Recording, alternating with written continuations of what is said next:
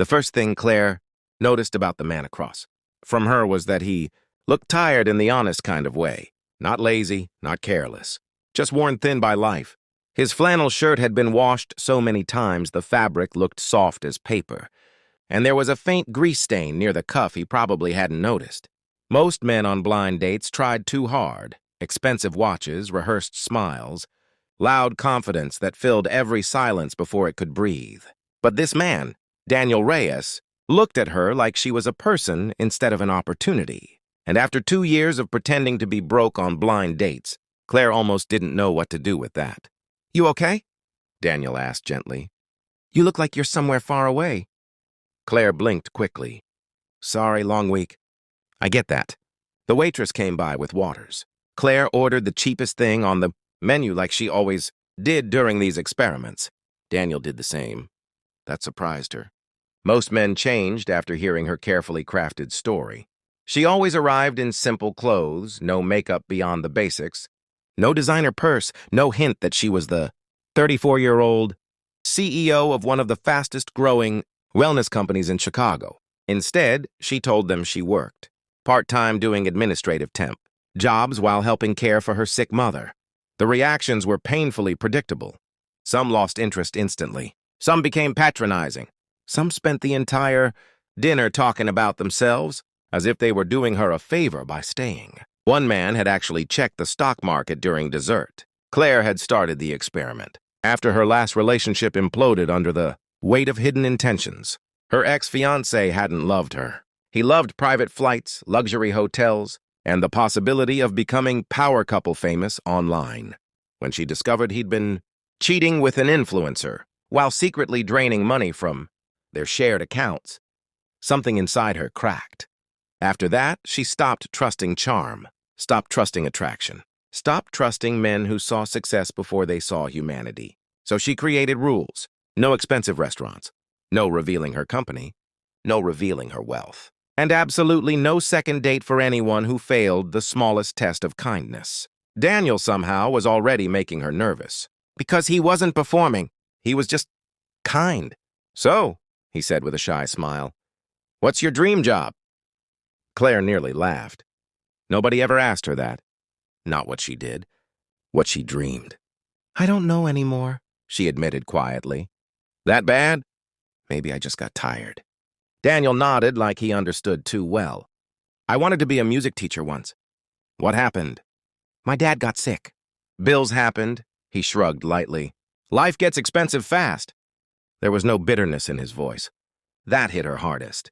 People who struggled usually carried sharp edges. Daniel carried softness instead.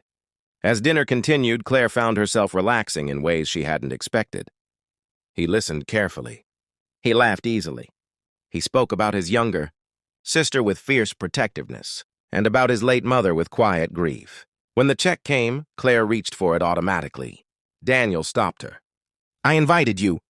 "You sure?" "Yeah," he grinned. "Besides, I know the look of someone counting grocery money." "Been there." The words pierced deeper than he knew, because she remembered those days too. Before the company. Before the magazine covers. Before success changed how the world treated her. Claire almost told him the truth right there. But fear kept her silent.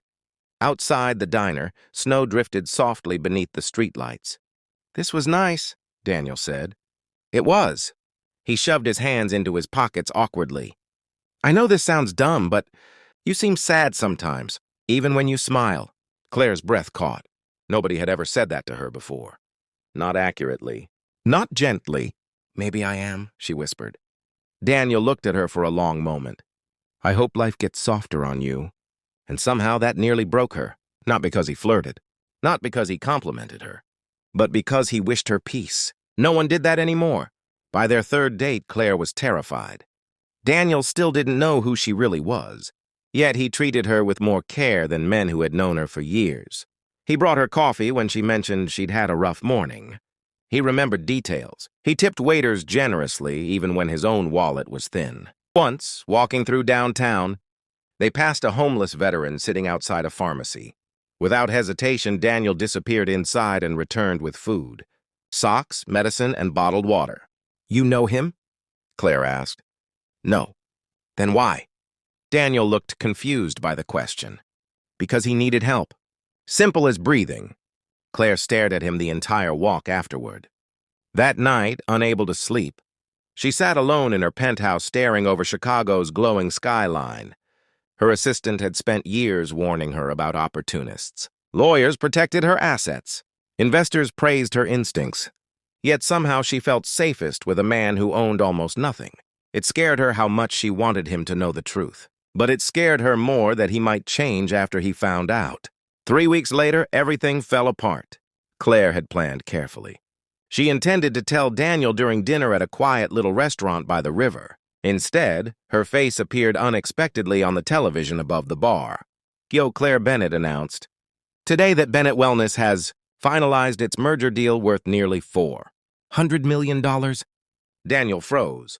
The restaurant noise faded into suffocating silence. On screen, Claire stood in a tailored white suit, confident and polished, giving an interview outside corporate headquarters. Not the woman sitting across from him in thrift store. Sweaters pretending to struggle with rent. Daniel slowly looked back at her. "You're the CEO?" Claire's throat tightened. "Daniel, you lied to me." Pain flashed across his face, and somehow that hurt more than anger would have. "I can explain." "Can you?" People around them began recognizing her. Phones came out. Claire suddenly hated every camera in the room. "I didn't do it to hurt you," she whispered desperately. "Then why?" She swallowed hard. "Because I needed to know if someone could love me without the money." Daniel stared at her for a long moment. Then he stood and left. Claire sat frozen while humiliation burned through her chest. For the first time in years, her wealth felt utterly useless. The next few days were unbearable. She texted, called, nothing. By the fourth night, Claire gave up pretending she was okay. She wandered into work exhausted, emotionally raw, unable to focus through meetings. Then her assistant rushed into her office. "Claire, there's someone downstairs asking for you." Her heart stumbled painfully. Daniel stood in the lobby, holding a paper bag and looking deeply, uncomfortable among polished marble floors and luxury decor. Employees openly stared. Claire walked toward him slowly. "You came!" "Yeah." He rubbed the back of his neck. "I almost didn't." "I'm sorry," she said immediately, voice cracking. "You deserved honesty." Daniel looked down for a second before meeting her eyes again. "My first reaction was anger." Claire nodded silently. "But then I kept thinking about something." He exhaled slowly. "You must have been hurt really badly to go through all this." The compassion in his voice shattered her composure. Tears filled her eyes instantly. Daniel stepped closer instinctively. "I'm not mad that you're rich," he said quietly. "I'm sad that you believed you had to hide to feel safe." Claire covered her mouth as tears slipped free. "No accusations, no greed, no manipulation.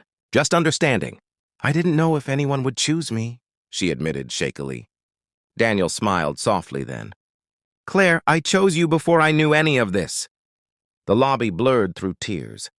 For the first time in years, someone had seen past the titles, the money, the polished image. He saw the lonely woman underneath all of it, and he stayed. 6 months later, Claire sat beside Daniel on a park bench during a free community music festival.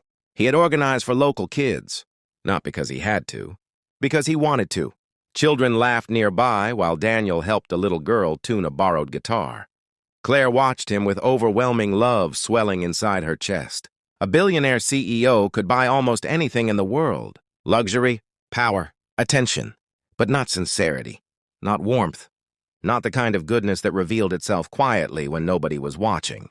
Daniel returned to the bench, cheeks red from the cold. "What?" he asked, smiling. Claire shook her head, emotional again for reasons she no longer tried hiding.